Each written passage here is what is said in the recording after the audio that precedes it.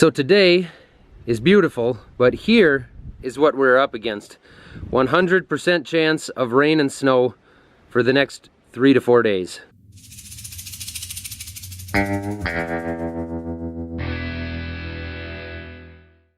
Which is very unfortunate because we probably would be able to start harvest this evening or tomorrow, but that's when it's gonna start raining. So we're gonna do a whole bunch of little things around the yard here to catch up before we get this rain and ice stuff going. Number one, I gotta move some stuff out of the way for the bin builders so that they can get to the top of the grain leg, change some stuff over there for our new wet bin. Ooh, how you doing?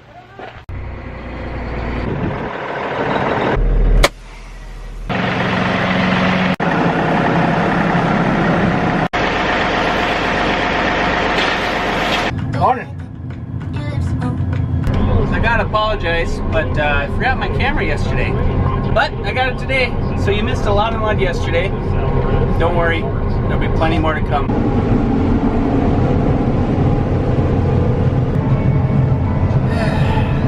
So somehow I have to get over there. Well, no idea what kind of a bottom's in this. Yeah, we're doing it. My God, I love tracks. Look at that. Wouldn't have done that with the wheels. It would hardly leave a track. My stomach issues. EPI is caused by my pancreas. It leads to diarrhea, gas, bloating, stomach pain, unexplained weight loss, and oily stools. The symptoms. Whew. Definitely should have had that done this morning. Uh-oh. Where do we go from here? You go to that sprocket from the drive. Don't knock them wrenches down because that shit's flying down. Ooh, that's where you put them? Dude, what are you doing taking all my tools from the toolbox? What tools? These. This should not be leaving the toolbox. What is it? This crisper. That's for the combine. I bought that for the combine. This? That's not your toolbox. Woo! I would say we're good to go. The next quick, odd job, hopefully quick, that I'm gonna do is put this crop diverter on the bean header. I ordered it, it was only like $100, and I was told from several people that I'm really gonna want that. I was also told by a few people that it's not necessary at all. I know you can slow the belts down and prevent it from happening, but what happens is when you start taking crop from one side of the header and not the other, this crop can come from this side and shoot straight across, skip the center belt, and end up going under this belt here, and then everything gets plugged up. What this does is mount in between, right in the center, and stop the crop from flying across when that happens. Now, like I said, you can slow the belts down and stop it from happening, but I know me, I'm gonna forget to do that. I'm gonna plug it up, I'm gonna be mad at myself. So for the $100 piece, I'm just gonna put it in there. I'm just gonna do it.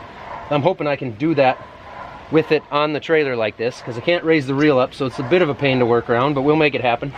After looking around here and marking my spot, I'm pretty confident that I need to get under this here, which isn't difficult. It's just taking these bolts off here the way it looks, and then this will lift right off so I can get under there. But I'm gonna need to do that with it on a combine, and I don't want to take that time today. So we're gonna do that another time. So I'm gonna put this stuff away and just park the header, because I got enough other stuff I wanna get done that I make sure I get done, stuff that's a higher priority than this. Yeah, it's a shame to leave it outside, but we only have so much inside storage space. We're gonna be using it pretty soon anyway, so I just decided we'll leave it out there.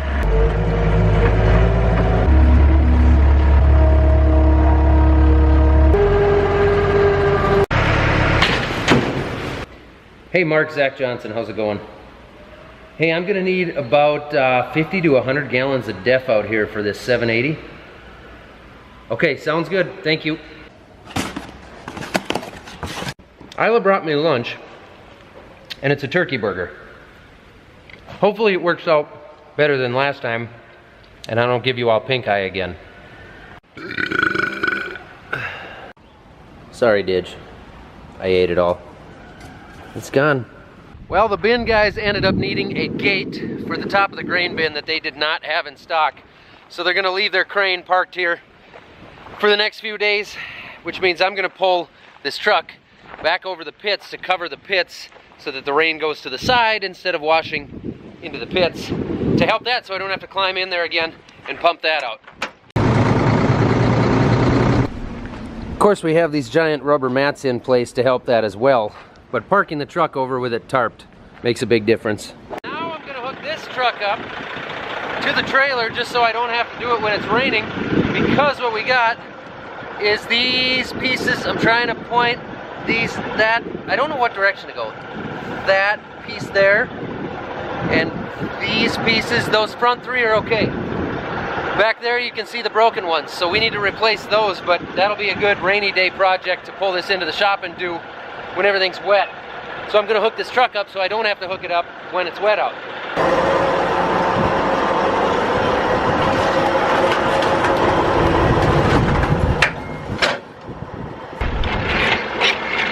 I noticed when I jumped out of this truck, I had some wires hanging down. Not knowing what that was about, I opened the hood and I can see we've got a couple of rivets that just rusted out there. So, got some race car rivets here, exploding aluminum rivets. See if I can drill through and replace those.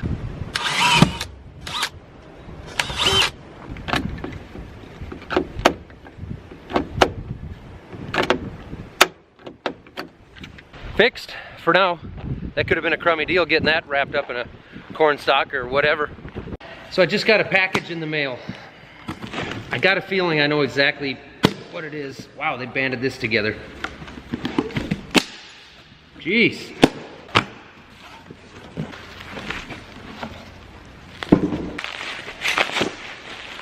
This was my brand new DeWalt 1/2-inch impact that Eric from May West stole from me when he came out to help install some pieces on our headers.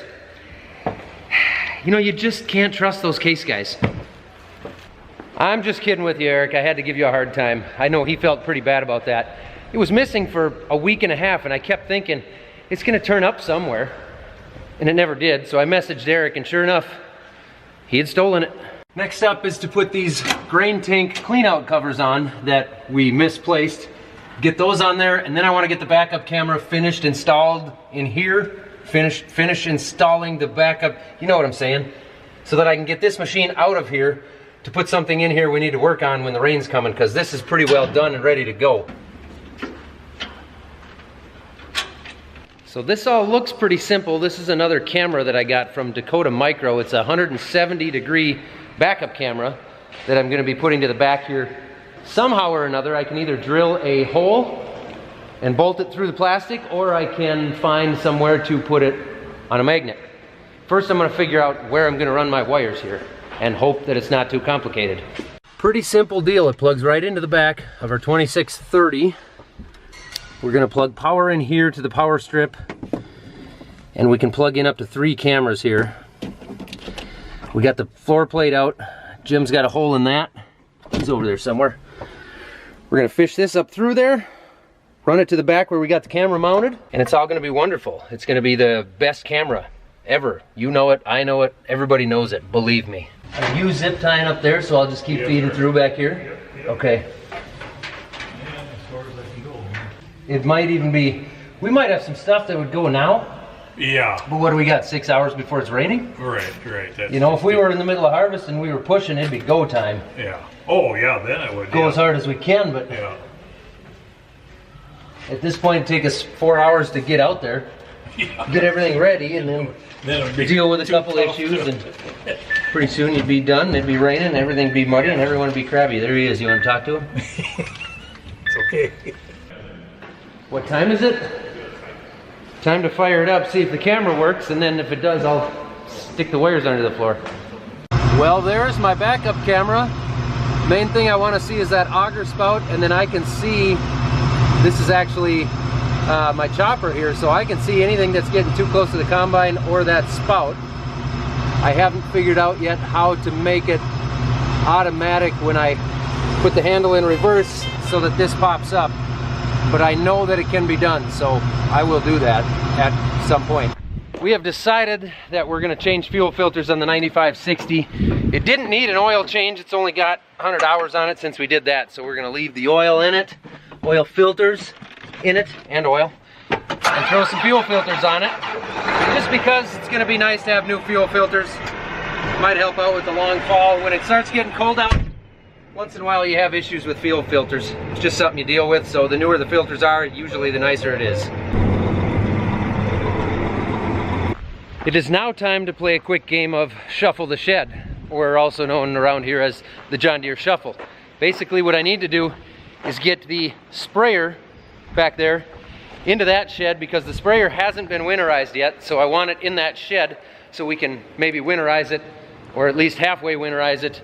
Well, it's not so nice outside because we're going to be working in the shop, and then I want to put the grain cart in the shop or the truck. I'll decide that in a bit, but basically I want things that I want to work on when the weather's not nice in that shed so that we can spend our time there over the next couple days. You get what I'm trying to say, right? Gotta pump it.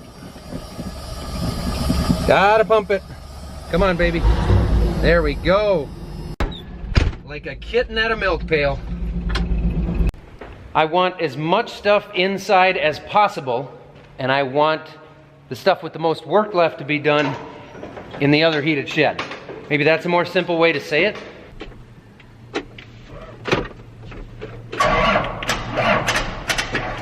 Oh, that doesn't happen frequently with this unit.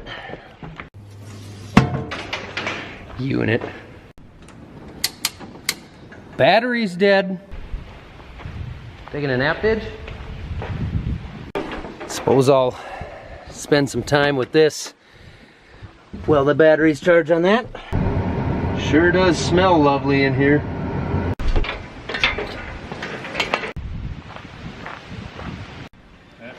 Jim, what did you do? After I did that, I thought we should have did it outside. Out in the wind so it would have Yeah. sprayed all over. Your shirt would have soaked it up. Yeah. It's just so wrinkly. Look at that. That camera is already handy.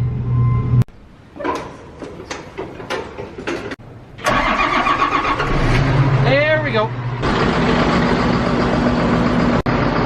Are you okay? You okay? No?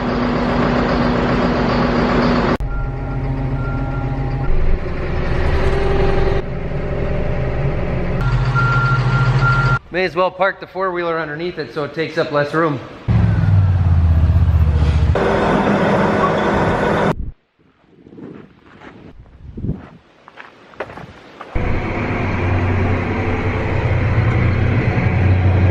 I am going to back this beast in, even though I don't have a camera on it yet. And a camera is one of the things we're going to add to this thing while it's in the shop. Don't hit anything. Not my cart, don't hit anything. That's a beautiful cart. We got some fine tuning to do with that, including with the iFarm to set the iPad up so we can control everything or keep track of the loads. Jim left me for the day. He'll be back tomorrow afternoon. Tom's out from Midwest Machinery doing some software updates to that 780 just to make sure everything is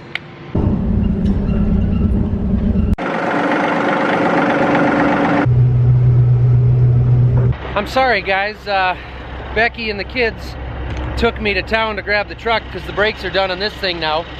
So they took me to town and I grabbed a little lunch, and I'm terribly sorry but I didn't get it on video.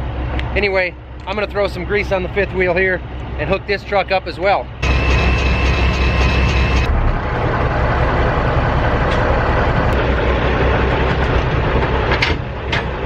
All three trucks well maintained and ready for harvest. Right, Didge? You know, you and Anna haven't been fighting today. You guys still getting along? Everything okay? Look what I did with the flag.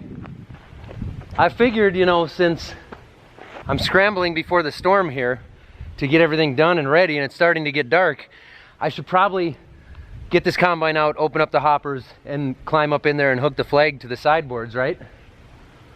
I think it was worth the time. If you didn't see the really cool picture I got out of that, I got out of that.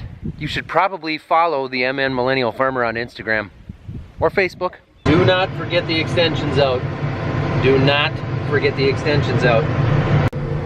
I believe I can see our rain coming out there.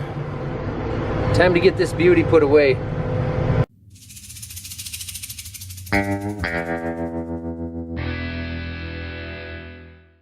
Shh, they're sleeping. So cute.